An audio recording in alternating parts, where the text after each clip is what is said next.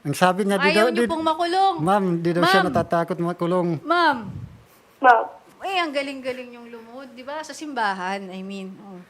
At saka dun sa video. Di yan natatakot makulong, Bakit sabi naman niya. po gusto nyo this time, yung asawa nyo naman po ang loran ninyo para naman, di ba? Walang kaso. Para sa 4 ninyong anak, let's just say baka yun lang ang hinihintay ng asawa ninyo kasi ang galing nga daw Hindi ko yan lumuhod, patatawarin, bahala na. Mga ebidensya kasi na yan, pag nag-file po ng kaso, ang asawa ninyo na si Sir Cyrus, mabigat po yan talaga.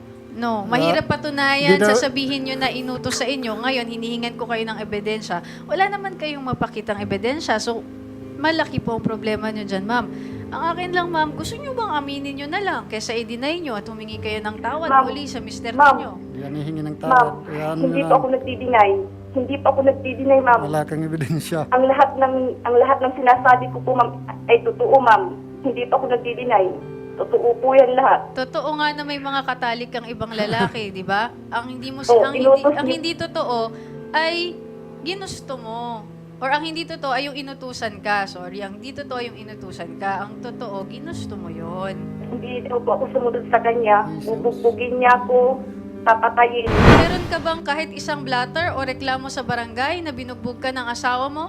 Siya ang may reklamo. Maraming reklamo yan sa panluloko. Meron? Ni isa? Ano? Hindi pa ako nagreklamo niyan, ma'am. Oh, di wala ulit, zero. Pagbubog niya ako.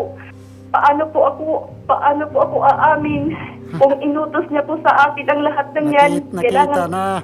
Sabi niya sa akin, pag hindi daw ako sumunod sa kanya, bubugbugin niya ako.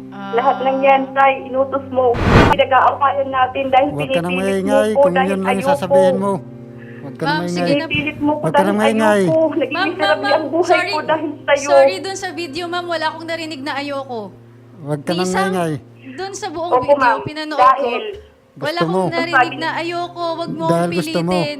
Hindi ko gusto yung ginagawa ko. Walang ganun. Opo, Walang ma'am. luha Dahil ang na, sabi walang niya sa luha akin, sa mata mo, ibang likido nga, like I said.